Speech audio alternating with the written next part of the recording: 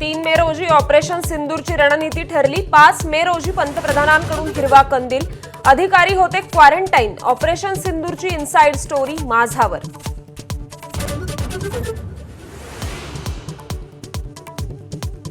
भारतीय वायुदलाला सरकारची खुली सूट, पाकिस्तानी विमानं आकाशात दिसल्यास तोडीस तोड उत्तर देण्याची मुभा।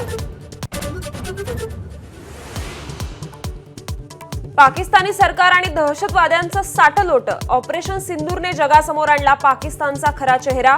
दहशतवादी मुदस्सीरला गार्ड ऑफ ऑनर, तर दहशतवाद्यांच्या अंत्यसंस्काराला सैन्याधिकारी।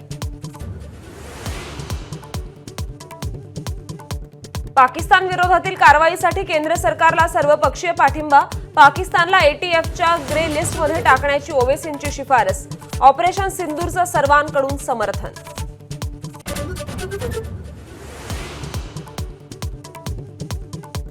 अमृतसर जवळच्या जेठुवाल गावात रात्री पडलं पाकिस्तानी रॉकेट, तर गुजरातच्या कच्छमध्ये हाय टेन्शन वायरला धडकल्यानं ड्रोनचा स्फोट।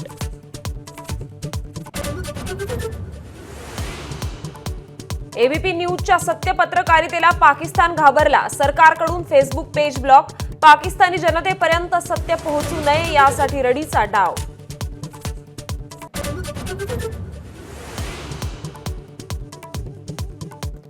भारताच्या हल्ल्यानंतर पाकमध्ये हालचाली वाढल्या, ताबा रेषा आणि आंतरराष्ट्रीय सीमेवर युद्ध सामग्री आणि रणगाड्यांची जमवाजमव।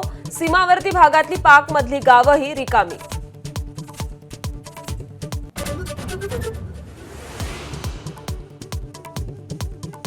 पूंछमध्ये पाकिस्तानकडून अंधाधुंद गोळीबार, 15 भारतीयांचा मृत्यू। गोळीबारात हरियाणातील जवान दिनेश कुमार शहीद। सीमेवरून एबीपी माझाचा ग्राउंड रिपोर्ट।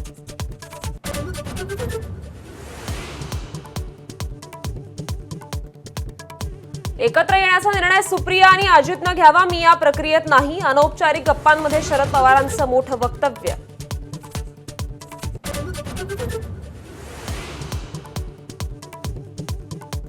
मालेगाव 2008 बॉम्बस्फोट खटल्याची सुनावणी आता 31 जुलैला। एनआयएच्या विशेष न्यायालयानं मुंबई हायकोर्टाकडे वेळ मागितला। सर्व आरोपींना 31 जुलैला कोर्टात हजर राहण्याचे आदेश।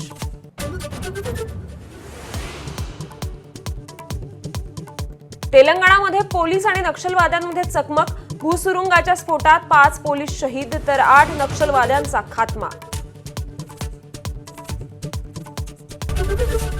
एबीपी माझा, उघडा डोळे बघा नीट।